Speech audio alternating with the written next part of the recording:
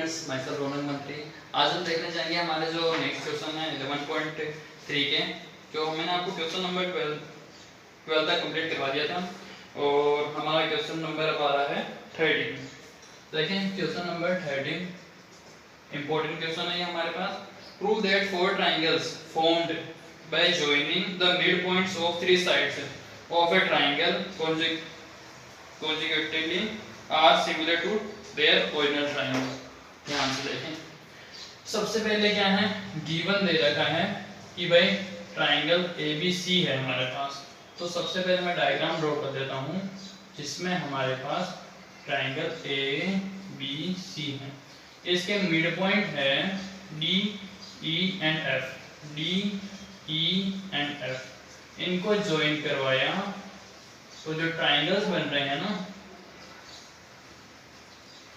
ये D, E, F को join कराया अपन ने, तो अंदर जो फोर ट्राइंगल बन रहे हैं ये चारों के चारों ट्राइंगल बड़े वाले ट्राइंगल के सिमिलर है, ये चीज अपन को बतानी है। तो ये वाली लाइन इसके इक्वल, ये इसके इक्वल, ये इसके इक्वल, ठीक है। स्टार्ट करते हैं अपन। तो ये सब क्या है, मिड पॉइंट्स हैं। तो D, E and F are midpoints of AB, BC and AC, ठीक है। अब क्या आता है अपने पास, प्रूफ, सॉरी टू प्रूव सारे ट्राइंगल्स को बड़े बड़े ट्राइंगल के सिमिलर प्रूफ बताना है। तो triangle ADF, similar triangle DBE और similar triangle FEC, similar triangle DEF और बड़ा वाला ट्राइंगल हमारे पास ट्राइंगल ABC। सबको आपस में सिमिलर बताना है। तो आ जाते हैं हम प्रूफ में। देखें सबसे पहले कि भाई किसी भी ट्राइंगल की दो मिड पॉइंट्स, किसी दो साइड्स की जो दो मिड पॉइंट्स होते हैं उनको मिलाने वाली लाइन थर्ड साइड के पैरेलल होती है, जो अपन ने क्लास 9 में पढ़ा था मिड पॉइंट थ्योरम से। तो in triangle ABC by mid point theorem क्या होगा, DF पैरेलल BC और DF इक्वल होगी हाफ BC के, ठीक है ना। इसका मतलब ये चीज क्या बता रही है अपन को कि भाई DF BE के पैरेलल होगी। इसी तरीके से यहाँ पे EF AB के पैरेलल होगी, EF parallel AB and EF equal half AB।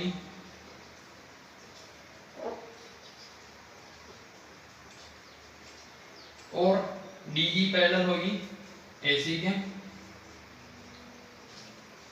And DE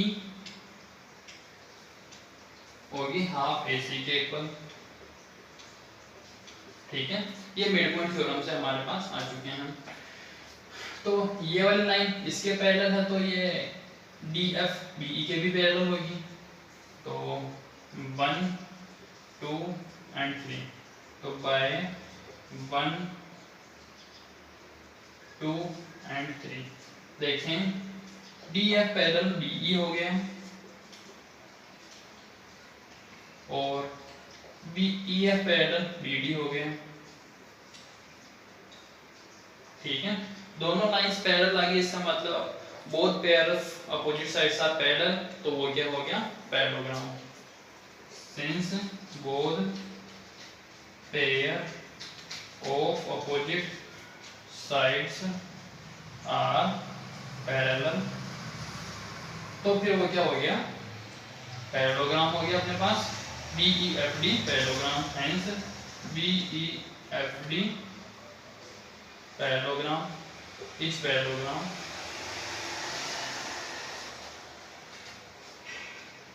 अब ये पैरेललोग्राम हो गए तो बाकी जो शेप बच रहे हैं DECF वो भी पैरेललोग्राम होंगे।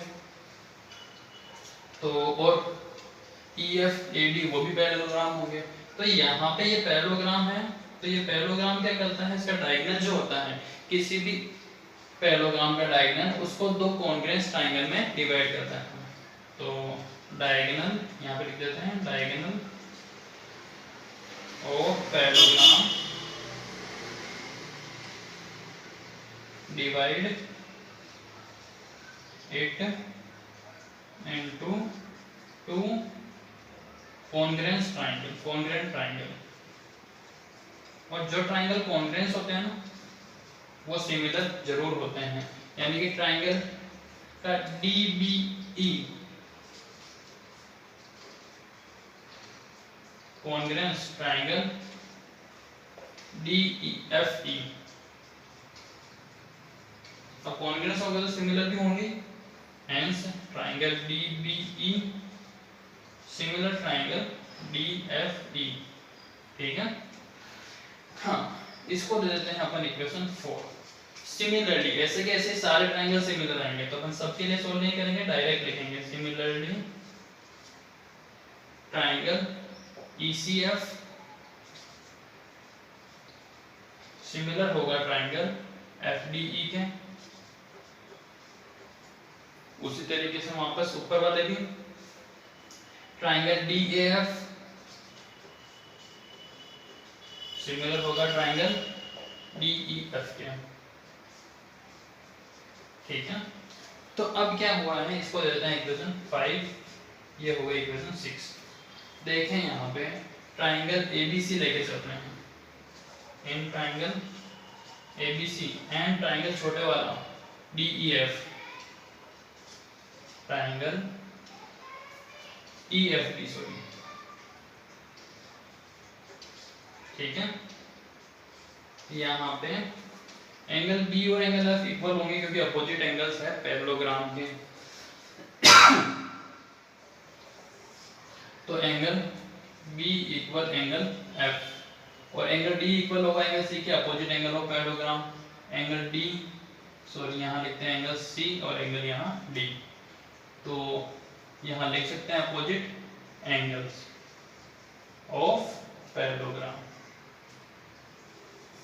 ठीक है, तो ये क्या हो गया अपने पास, एंगल दो एंगल इक्वल आ गए तो कौन सा रूल लग रहा है, ए क्राइटेरियन, तो बाय क्राइटेरियन ए दोनों ट्रायंगल कैसे हो जाएंगे congruence, sorry similar. Triangle EFD similar to triangle ABC। ठीक है, दोनों ट्रायंगल सिमिलर आ गए तो ये इक्वेशन हो गई हमारे पास 7, 4, 5, 6 और 7 से। अगर ये बड़े वाले के सिमिलर तो सारे छोटे वाले जो इसके बीच वाले के सिमिलर है, तो सभी के ट्रायंगल आपस में कैसे हो गए सिमिलर।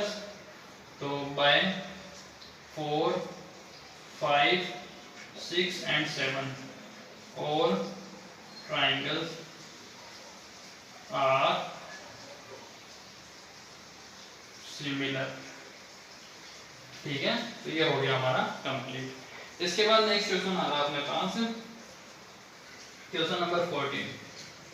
देखें क्वेश्चन नंबर 14 में हमें डायग्राम दे रखा है, अपन डायग्राम ड्रॉ कर लेते हैं सबसे पहले।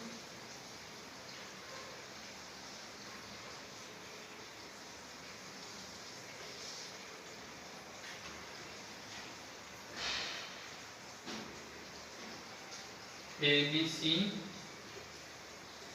D एंड ये E और यहाँ 90 डिग्री एंगल दे रखा है इन्होंने। देखें गिवन क्या क्या दे रखा है, AB परपेंडिकुलर BC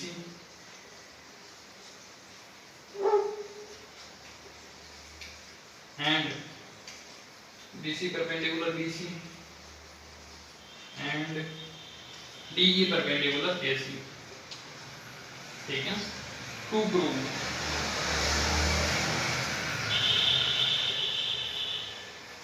लाना क्या है हमें, ट्रायंगल CED सिमिलर लाना है ट्रायंगल ABC के। प्रूफ इजी क्वेश्चन है। CED को लाना है ABC के सिमिलर। तो लेकर के चलें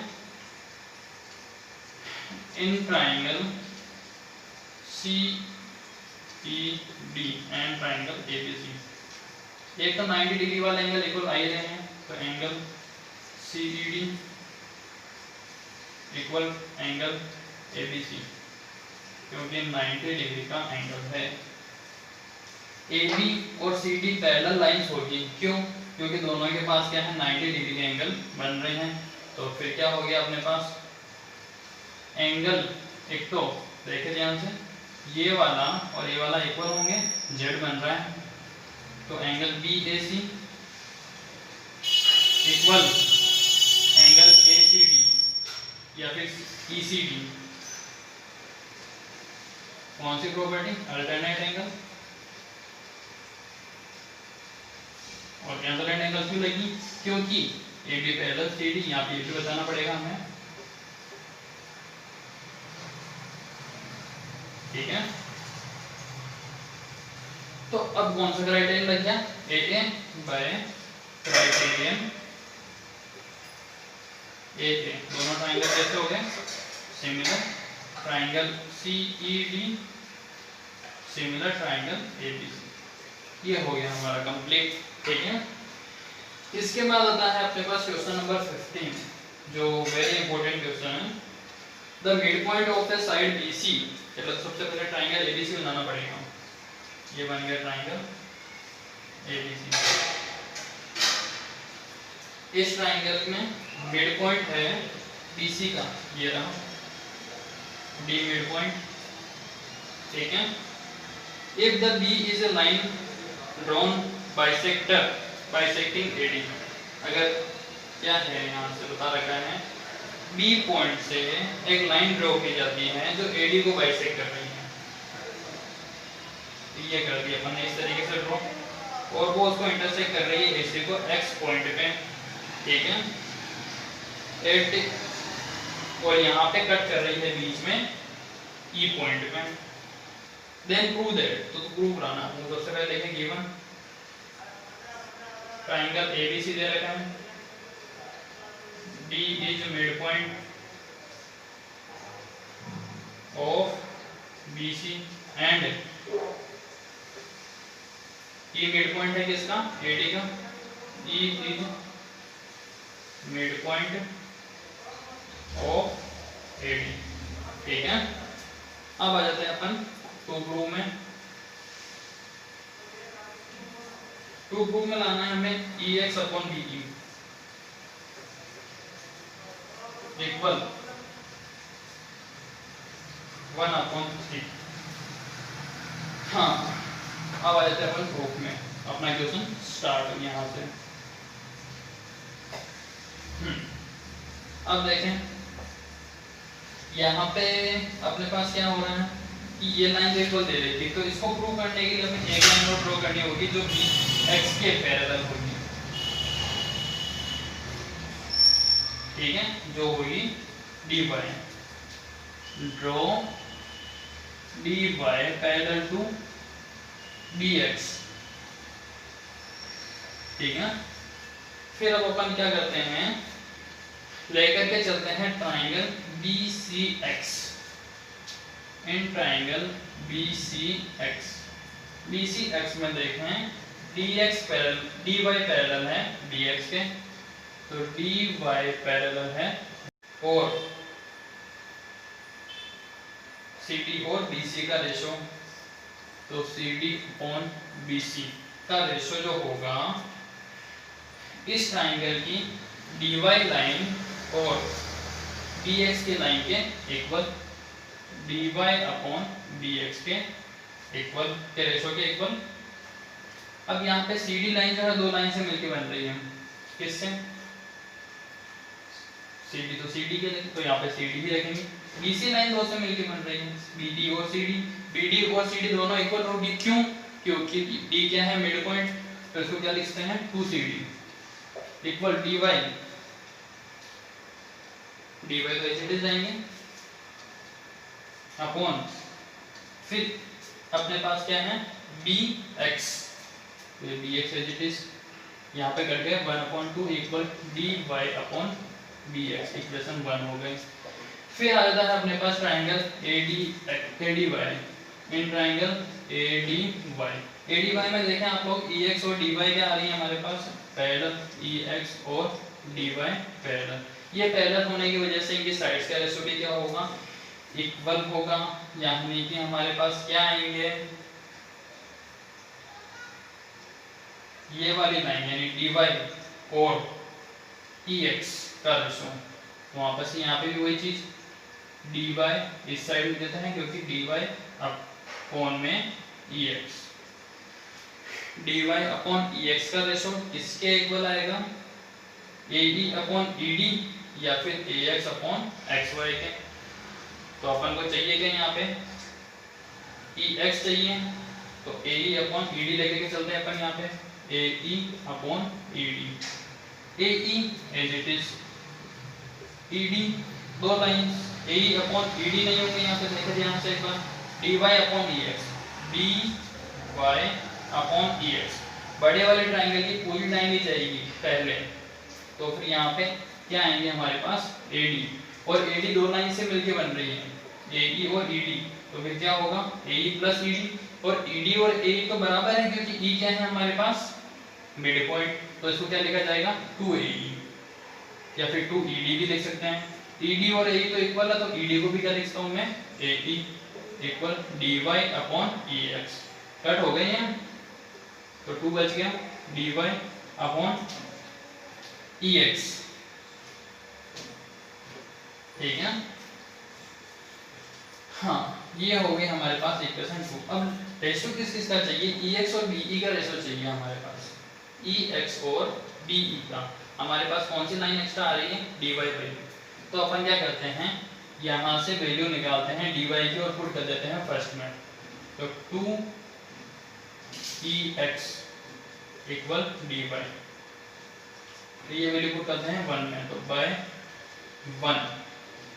1 अपॉन 2 इक्वल टू DY की जगह क्या आ जाएगा 2EX अपॉन BX, ठीक है। BX दो लाइन से मिलके बन रहा है, कौन कौन सी दो लाइन है BE और EX, तो 2BEX upon BE plus EX, ठीक है। अब क्या करना है 1 अपॉन 2, अब इसको सोल्व करना स्टार्ट करते हैं अपन, तो BE plus EX equal 2 to जा 4EX हो गए हमारे पास, EX हो जाएंगे तो माइनस हो जाएंगे, BE equal 4EX minus EX, तो कितने हो गए 3EX, और ये BE, तो BE आपको चाहिए किस चीज का रेशो EX और BE का चाहिए, तो इसको यहीं पे रहने देते हैं, तो EX अपॉन BE, ये हो गए यहाँ 1 बचे यहाँ 3, ये हैंड्स प्रूफ। हमारी एक्सरसाइज 11.3 कंप्लीट हो चुकी है। इसके बाद आएगी अपने पास एक्सरसाइज 11.4, उसको हम नेक्स्ट क्लास में करेंगे। तो यहाँ तक आप लोग कंप्लीट करें, कोई भी इश्यू हो तो वापस एक बार पूछ लें।